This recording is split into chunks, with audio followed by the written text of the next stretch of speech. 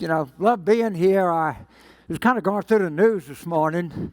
It's kind of interesting is NASA says that they want to put another man on the moon.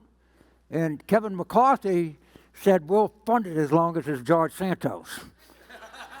So they called Santos for comment, and he said, been there, done that.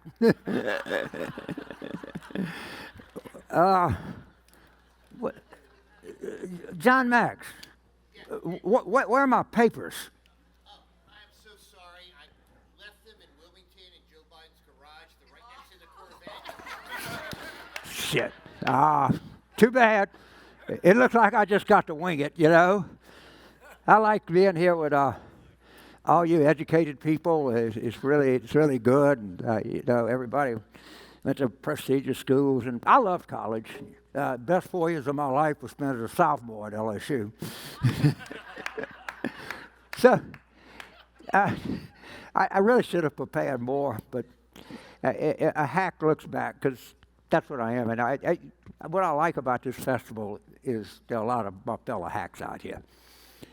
And I want to talk to you a little bit about politics, political consulting, just looking back over my career. So one of the things people tell me, they come to the airport, and they say, James, goddamn, man, you can say shit no one else can, and you can get away with it, So I'm going to exercise my Carvillian privilege, if you don't mind. So thinking about politics and politicians, H.L. Mencken once said, the only way for a journalist to look at a politician is down.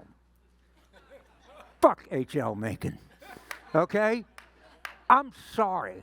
The way to look at politicians are right in the eye. And campaign people. Oh my God. What about these people? And famously Bernie Sanders called me a hack. Oh, thank God. My answer was, well, I might be a hack, but I'm not a communist. But I just talk to you a little bit about politics, political consulting, and just what kind of what kind of people are these people? The first thing about this business is it's mind-numbingly simple, right? And they asked the sculptor, I think the guy's name was Rodin, they said, how do you sculpt an elephant? He says it's easy. You get a chisel and a slab of marble and take away everything that's not elephant. All right? And this is the couple of just general observations. I'm not going to start singling out people because there's too many here, and I'm always going to forget somebody, but there's a lot of hacks here. The one thing about high-end political consulting, it might be the most egalitarian business in the world. Most of us are kind of street people. Most of us, not all. Karl Rove didn't graduate from college. All right? Most of the people in this business were kind of okay students at, not top 20 universities. I mean, some are, but mostly it's either you can get it or you can't. You can push product or you can't. You can think under pressure or you can't. And just because, I will tell people, just because you can't do this, that doesn't mean that you're not going to be a great lawyer, and that you're not going to be a great dentist, or you're not going to do great things in your life. It's just a limited number of people that sort of get this. And it takes a while to get it. There's a couple of misconceptions about political consulting. And the superior people, there's always people that are going to look down on you, or going to think that somehow or another you've had a lesser life. And so I hear this all the time. Yeah, these political consultants, they just put words in people's mouth. They just take an empty vessel and they do focus groups and polls and they do all of this, and that's what's wrong. We don't have. No. What we try to do is empty full vessels. You think Bill Clinton was an empty vessel? You think he didn't want to talk about everything under the sun? All right? So, no, you can't say that. I spend 75% of my time in political consultants trying to talk people out of saying something than trying to talk people into saying something. And you don't acquire that overnight. That comes from experience. And so after President Clinton got elected, I think correctly made the observation, was told this, and it made sense, is once you become a famous person in America, the only thing you can do is just be famous. You can't, like, really work. And I've got out of domestic political consulting, and I did foreign campaigns. I think I've worked at 22 different countries at one time or another, 14 different heads of state. And so they would go and they would think, well, we got Clinton's guy down here. You know, so I'd go to a meeting, particularly like Greece, Argentina. They sit there and drink coffee and smoke and have 6-hour meetings. And, just go there and write something down on the Alvear Palace, stationery, and said, look, these are the 3 things that you got to do. And they said, wait a minute, we paid you all this goddamn money to come down here, we flew you first class, and you handed me a sheet of paper. Yeah. Because if you try, the politics, political communications, and this is a hard concept for people to understand, it's the only endeavor in the world that you multiply by subtracting. You think, that's crazy. You multiply by multiplying. Or you're about addition. No, you're about subtraction. The less you say, the more you heard. The more you say, the less you heard. Hey, it sounds like such elementary observation that only a stupid person could make. Okay, maybe I'm a stupid person. I couldn't pass gas at Southern Cal or UCLA, all right? But sometimes you gotta set back. And I taught 3 years at Northern Virginia Community College, 9 years at Tulane, 4 years at LSU. And if all these kids would come in and take class, James Carville, master communicator. And let's tell you a secret. Now, you don't want to tell anybody else this, but every story that you ever heard, every book that you ever read, every movie, every play you ever saw is the same thing. All right? It's the same thing. It's set up, 20% into it, there's a conflict, and at the end, there's a resolution. It is, so I read my kids, Winnie the Pooh, they were little girls. He had Pigger and Piglet and the 100-acre wood, and you would meet everybody, and then they couldn't find Winnie's honey, and they'd bring in Charles Robert, and he would find it, and everybody was happy in the 100-acre wood. All right? Set up, conflict, resolution. So, see The Godfather, wedding, all eating pasta and cooking. Turk, set up. You sort of knew whose son he was, and you got a view of Michael, and you knew Luca Brasi. Then the Turk shoots the Godfather. Conflict. 4 minutes before it ends, Michael shoots everybody else. Resolution. All right? So whenever you're communicating, it's a political campaign. All right? And I'm not going to the quality of the communication, but it's thick. So Reagan says, this is a great country. We have founding brave people and hardworking people. And now we have a crisis. It's government. All right, set up. America, nice place.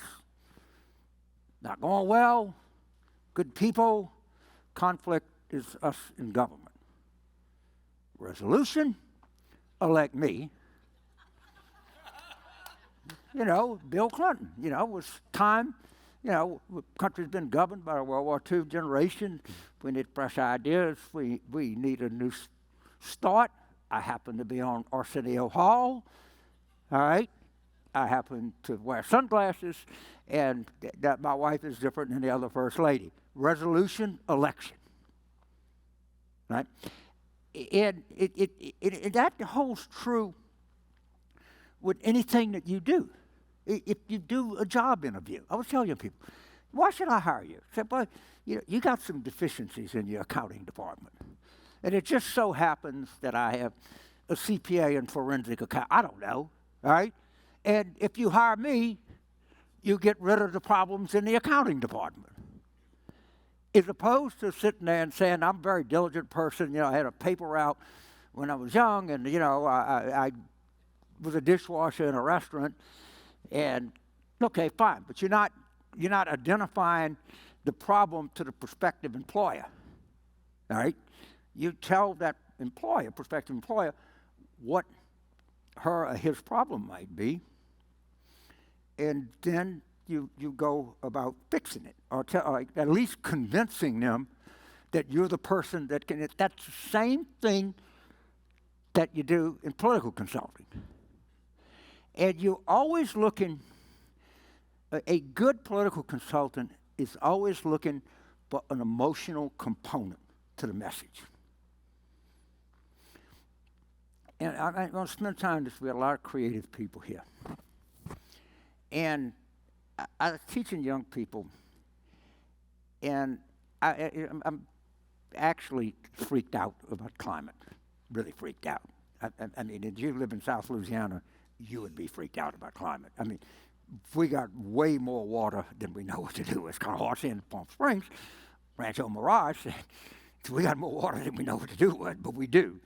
And we're losing land, and the hurricanes are coming. And I would tell my students, and I'd try to convince them that they were to go in and climate communications, how we can get people to care. And I just noticed that they would say anything on a test that they thought I wanted to hear. Of course, I didn't grade their papers. I had graduate students do that, so it didn't do them much good anyway. And so I just was frustrated because you don't see the urgency of, as Martin Luther King said, the urgency of now. Everybody is a little bit like, yeah, it's a problem, And so I called, this is a true story, I went to expertise. I called Sean Valence, who's a former chairman of the history department at Princeton. And I said, Sean, I'm trying to get this thing motivated here. What's a time in history where people acted against their perceived short-term or immediate interests? Because we're actually asking you to do something that is not in your short-term or immediate interest to do. And he said, I would say the British anti-slave trade movement. He said, there's a book. The guy's still, he's a principal guy who's still living, a Berkeley professor by the name of Adam Hochschild. And he did a book called Bury the Chains. And it chronicled the British anti-slave trade movement. And understand, Adam's point was, if you lived in London in 1820 or whatever it was, you didn't think about the slave trade. If you had sugar and tea and flour, and but people, it's so hard for people to understand now. That was just the kind of, you had to challenge the way people thought. And it's literally, it's a true story. I was riding in my pickup truck going to my place in South Mississippi, and I was trying to how to make this relatable. What's the problem? It literally, like, I got hit like, I don't know, St. Paul, Damascus. There's no goddamn song. The British anti-slave trade movement had the greatest song in the history of the English language. Try Amazing Grace. You think that's emotion? Which was written by a slave trade captain, John Newton, to atone for his sins. They would go to the docks and bring to Parliament, there was a device that the slave traders used to use. It's uncomfortable to talk about, but I'm just telling you, that would pry open a slave's mouth to force feed him. They had to post guards to keep people from jumping overboard in the middle of the Atlantic Ocean. I've never gone for this Magnolian moonlight shit, okay? Never. I don't buy that, but we're a Union family. My great-grandfather was a Republican member of the Louisiana legislature. Back then, that meant something quite different than it means today. But so it showed me that smart people don't like to use emotion. We think reason governs everything. And you're not going to make progress with just reason. You're not going to make progress with temperature charts and title tables. You're going to make chart through art, through song, through a lapel pin, through a bumper sticker. Why do you think every university has an alma mater? Why do you think the Marine Corps has a hymn? Because they want you to feel good before you get your ass shot off. All right? Everybody understands the centrality of emotion in communications, but smart people. The people in the faculty lounge. And they ruin everything. They just do. Overeducated white people ruin more in this country than anybody that I can think of. They got too much time and too many degrees on their hands. And they're out there inventing new words. So, I'll tell you, I think about my time in political consulting. I think about my friends. And, you know, one of the beautiful things about this is the relationships that you make. Because you stop and you think about it, when you're doing a political campaign, everybody is dumped in the same place for a finite set of time with a definite result, all right? You know, you don't know which third quarter sales are going to be better than your first quarter sales, or what they are your third quarter sales. You know at the end of the day whether you won or lost. And everybody in that group, so you form these relationships. There are people, the stories about from the Clinton 92 campaign, how 6 or 7 of us all talk on the phone 4 times a week. We know everybody's kids and parents and lives and wives and health issues and everything else. Same thing is true. John Max here has been met in 1986 in the Pennsylvania gubernatorial campaign. People, Kentucky, that I'm still really friendly with today. Same thing is true in Georgia. Same thing is true in Israel. All right, because it just was a big kind of, and I would tell my students, I call it the stupid charm life of James Carville. It was really charming, is I got to be part of something that was intense, and it had a result. Now, my central point about politics and the people in politics, and I'm so distressed when I hear people say, you know, I got my grandchild, and he's junior in college. I don't think you ought to get in politics. That's a kind of messy business, and young people, and we keep telling people that these politicians are bad, that they're crooked, that they're this, and that we wonder, and then people say, well, we can't get good people to get in politics. Well, maybe you ought to think differently about what you're looking at. And this is a little bit braggadocious, but it's okay, I mean it. I think that I have a good enough relationship with you that you will allow me to be a little braggadocious. So, when anybody looks back on their life, and, you get older and you say, did what I do make a difference? All right? I've been successful. I've done this, but did I make a mark? Let me tell you that no person that has ever worked in politics ever asked themselves that question. All right? So one of my favorite up-and-coming guys, because I think he's emblematic of so much is a young man named Quentin Folks, 33-year-old black guy, Americus, Georgia. He went to Southwest Georgia Teacher State or something like that. And he became Raphael Warnock's campaign manager. And people kept saying, hey, James, this guy's good. You know, boy, is this my kind of guy? Guy from South Georgia, black guy, went to state school. And I had him on a podcast. And Quentin Folks is the difference between Ruth Bader Ginsburg and Sam Alito. All right, that's how impactful a Senate seat is. All right, that matters. You know, when Bill Clinton was president, I used to tell people, what pissed you off more, the peace or the prosperity? All right? Something really irritated you about the 90s. I'm not sure which one it is. Maybe you're really mad about the drop in crime rate. Or was it the Human Genome Project? The point, I don't, obviously brag on my guy, but every campaign, every politician really makes a difference. And it can make it doesn't always make a positive difference. But what you don't ask yourself is, did what I do count? Where in a black in the universe?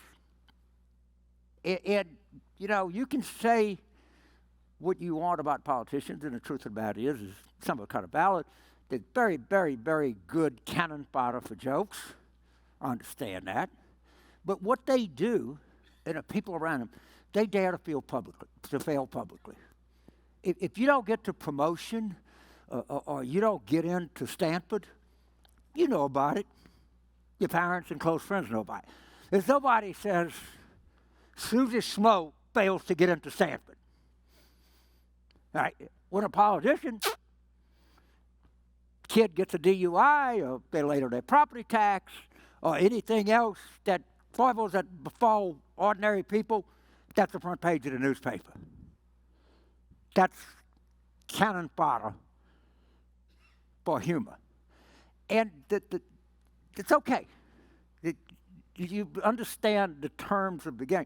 But we need to ask ourselves, if we really want better people to be in politics, maybe we should acknowledge the good things that they can do. And maybe we should give them half the credit for what they accomplish as we do all of the blame for what we think they didn't accomplish. Because if I'm a young person, and say, I'll do that, and people are going to, think I'm in a seedy business. I'm not going to get into the, Beverly Hills Country Club or a Rancho Mirage, whatever, all right? And that has, I think, a suppressive effect on talent that's willing to do this kind of work. And it's easy for me to evangelize to you what I think is a very noble pursuit in life. And I mean this, and I give this to Jamie in this festival, these are some of the most talented people in the world. I tell people, I love sitting in the lobby of that Omni Hotel, just sitting there, just like dealing with some of the most talented, deep, thoughtful, accomplished people in the world.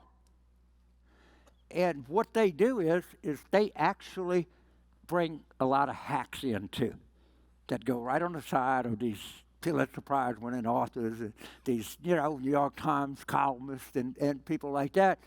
Because I think the culture of this festival is that we understand the importance of politics in public policy on our lives and other people's lives. And trust me, not a lot of people do that. Not a lot of people do that. So, I've always got to tell a couple of stories. Because, I talk about all the good things that were done. I think back, like, I worked for Ehud Barak in Israel in the late 90s. Came that freaking close to signing a peace deal. All right?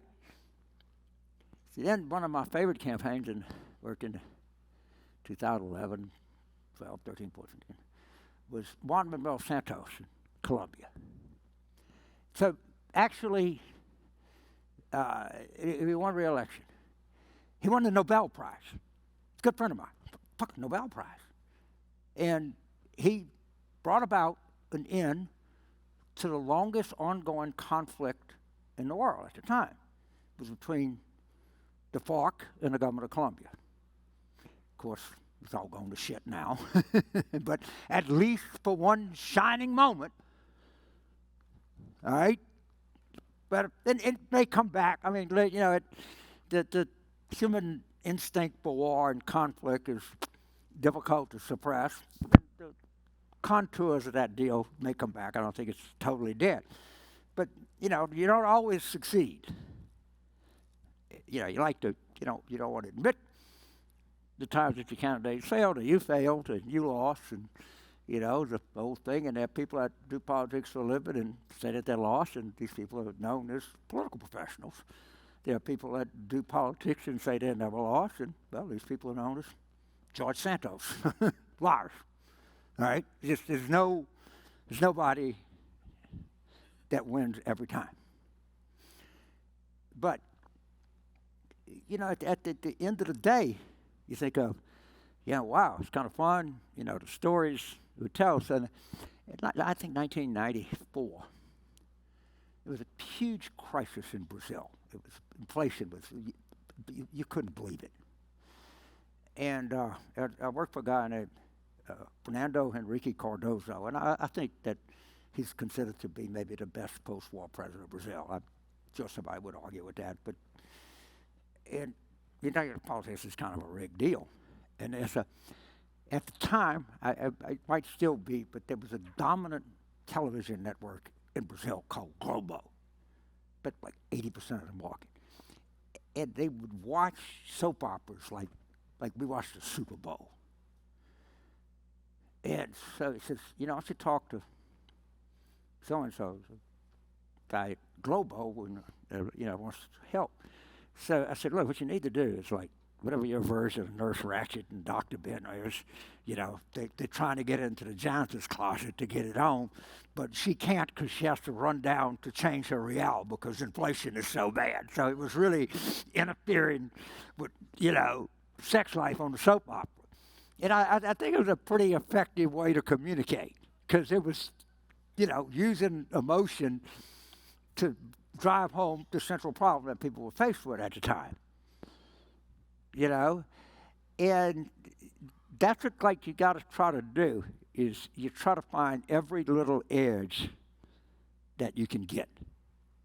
And that's generally what I did with my life. Now, you know, the first campaign I ever worked on, this is dating me, was in 1959.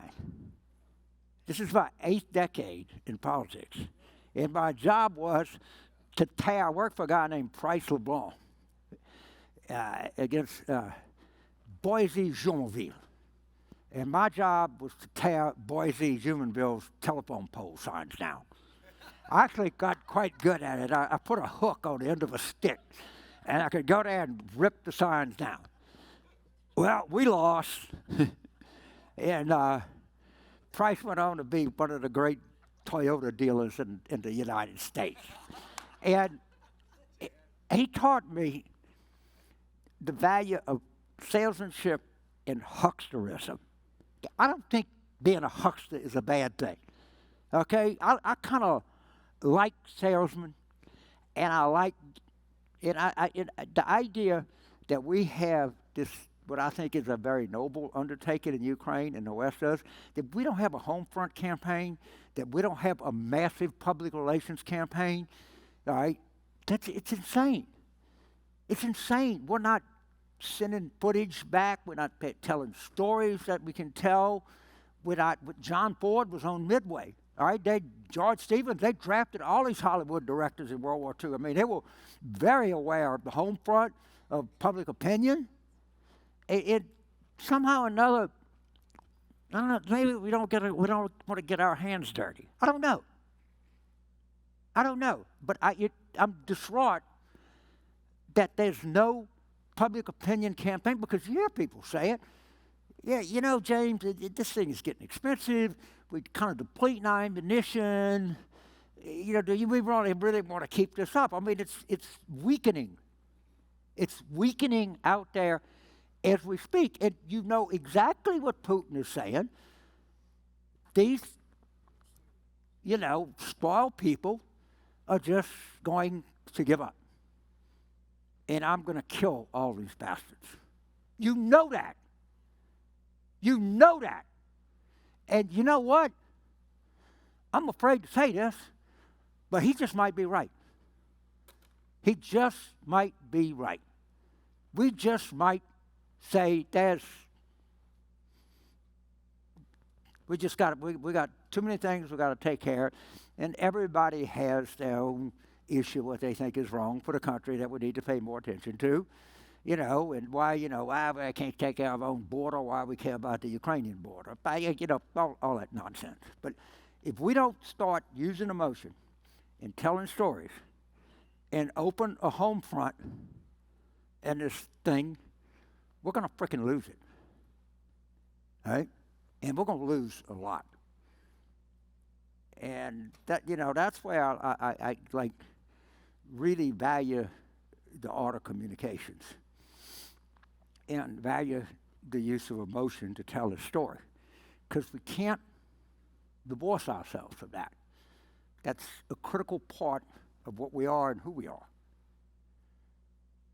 And you know, I see this time and time again.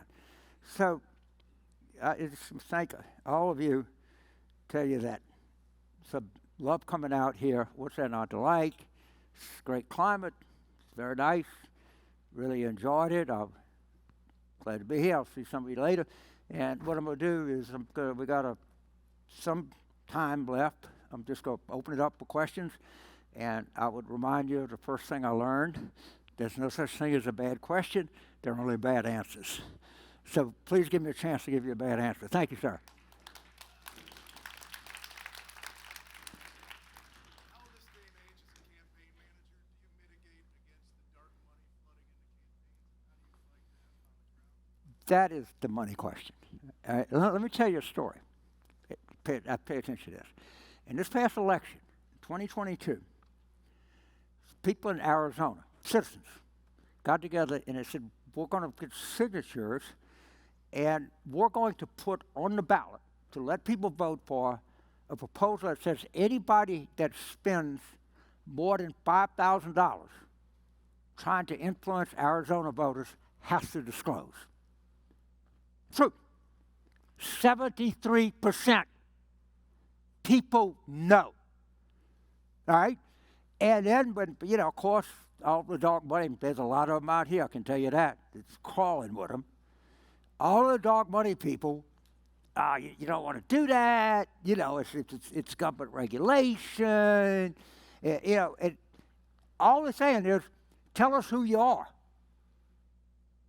And the way that our finance system works now, I guarantee you puts tens of millions of dollars, if not hundreds of millions of dollars, in American politics. And you don't know it. And there's no way for you to find out. And the way that you can solve it, if you get 73% in Arizona, you're going to do good everywhere. Social media, how has that changed campaign strategy today from when you did campaign 20, 30 years ago? Oh, man, I love you too. Hey, how has social media changed campaign strategy? So there are kind of two kinds of people in my business, and those whose specialty is what you communicate, and then there are other people that how you communicate it. Yeah, you do it through Twitter, Instagram, et cetera, et cetera. And there's this general feeling that social media has changed the way that we view politics. I profoundly disagree. I think that the Foreign Policy magazine, which is this kind of high-end, highbrow, chin-scratching thing, actually, this was some years ago, sent me a memo that Cicero's brother wrote on political strategy. And I read it, and I said, shit, we hadn't thought of anything new since then. I mean, honestly, we're talking about filing fake lawsuits and attack your opponent before they attack you. I mean, if you just read it, it's like stunning. So that's the what you communicate part of it. And so we have these upheavals in how we communicate. I mean, you can't imagine what the printing press was. I mean, shit, what about the Reformation? I mean, what was it like that one day monks had to sit there and write manuscript that people couldn't understand to you're cranking out the printed word? The American Revolution, you know, the pamphleteers, that was the way people really communicated. Was that a quantum leap? So everybody had a printed word. Then you had the telegraph. And I think the biggest leap in communications was radio. I mean, if you went from, you're in a sod house in Nebraska, your life the day after you got a radio is totally different than the day before you got it.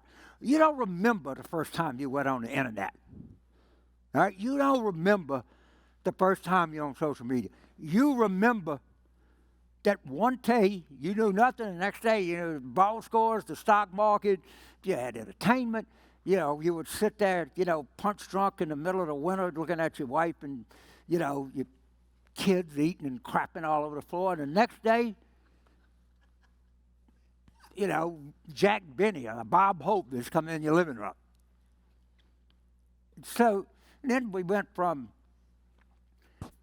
radio to television. That was huge. I highly recommend Evan O'Connor book, The Last Hurrah, which is sort of very much along the level of what happened when it started counting to be telegenic, and he was the old kind of backwards Boston Powell, kind of guy that actually I would like a lot, you know, and the photogenic guy comes along. And so that television became this huge, what is changing everything is the medium is the message and blah, blah, blah, blah, blah, blah, blah, blah. You know, everybody had a media critic and blah, blah, blah, blah, blah, blah. Truth of the matter is, it's just a new way to say something. And you can say something as clever as you want. If it's not meaningful to people, or doesn't resonate with people, or doesn't have an element of emotion, you're not going to break through to people. So I don't have anything against that, but I think that we overvalue the importance of how we say things than what we say. I really do. And, you know, I think 23% of the country is on Twitter, and they make 88% of the noise. So I just think that they are fundamental rules of communications that have existed for a long time. I really do. Yes, ma'am. Talk about making a difference. How would you say you've made a difference, or what are you most proud of? Well, but my relationships. Okay, I mean, it's a human thing. I mean, you would have people would have a different interpretation, and I think Bill Clinton made a difference in people's lives. I really do. But I think Barack, and Santos, I think other people did. I mean, some maybe not so good, but we tend to just say, you know, they exist out there, but we don't want to dredge something up. And what the difference that I really, now I'll never know it, but that I really hope I make is that young people say, you know, that guy looks like he's having fun. I think I'll try that. And so in the kind of storytelling thing, people come to for advice, you know, a lot of times, stop me, and my daughter wants to get into politics, and what advice you have. So we would have these reunions of the Clinton campaign. And so President Clinton, you know, everybody line up, and they have their grandchildren or children and spouses, and, you know, some of them were really young yet. And So he would go through and friendly guy, shake hands with everybody, take a picture, and sign a book. So I'm standing there, and Collier Andrus is actually from Minden, small town in North Louisiana, was my assistant in the war room. And she's pushy, if you know what I mean. And so the president comes through, and she says, Mr. President, this is my daughter, Ashley or Tiffany, or I don't know what people call their kids now, you know. It wasn't Jane or Mary or anything like that. And she said, sir, she's 13 and she wants to be president one day. What advice do you have for her? So, oh shit, Collier, what do you do that for, you know? Two things. Study hard and meet as many people as you can that are not like you. The second is the trick. All right? The second is to put yourselves in places that you might be uncomfortable in, because that's the only way that you're going to learn. All right? In other professions, it doesn't matter. If you're an endodontist, fine, hang out with all the other endodontists because you're going to learn the latest techniques. By the way, I use their services frequently. They do good work, but they're not in the business of moving public opinion. And you can't move public opinion if all you do is communicate with people that are like you. All right?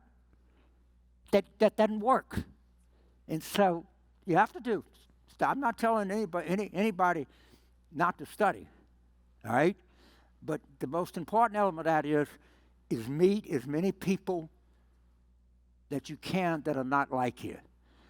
Don't be afraid to put yourself in an environment that you're not totally comfortable in, because that's the way you're going to learn. And I think I always tell my students, if you're in a room and you're the smartest person in the room, get out the room. Get out the room now. Be polite, leave.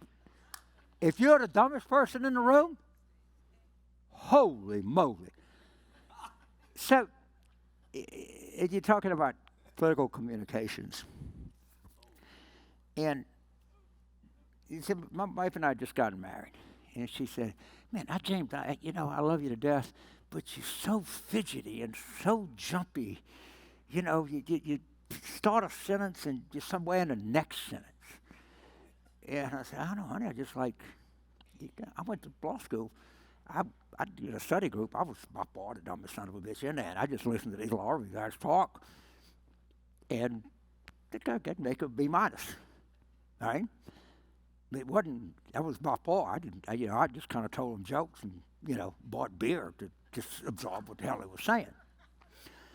So she said, I found this guy, psychiatrist, in Northwest Washington, So we go in, and the guy with a suit and mahogany and degrees all over the frickin' wall.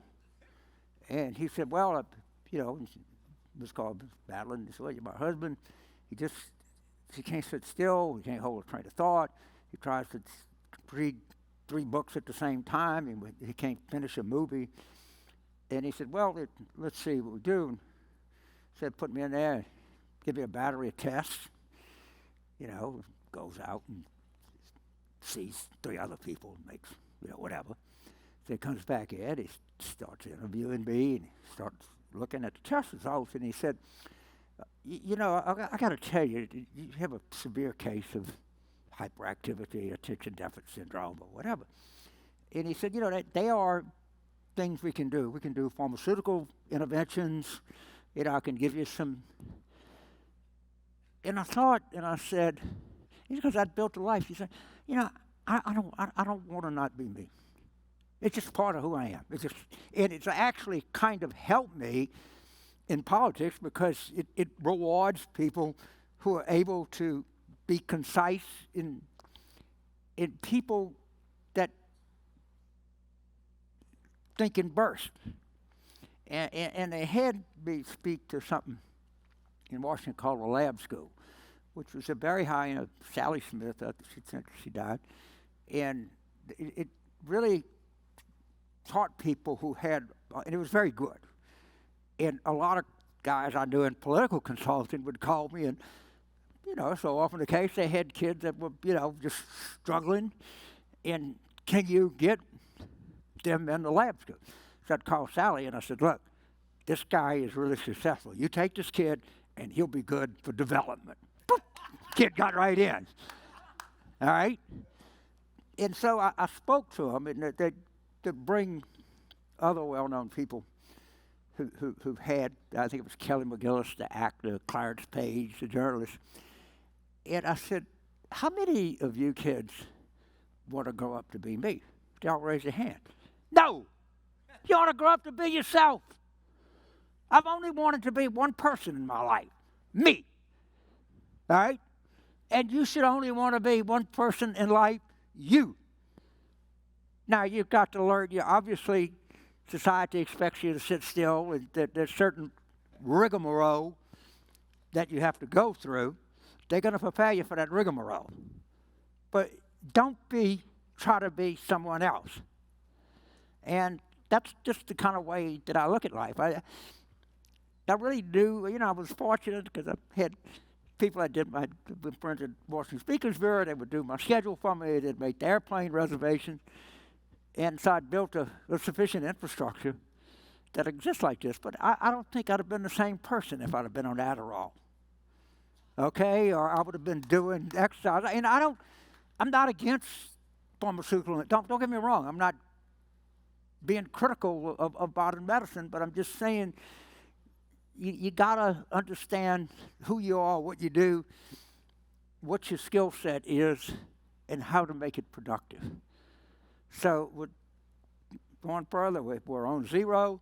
I thank all of you. I had some things I wanted to get off my chest. I got them off my chest. Thank every one of you.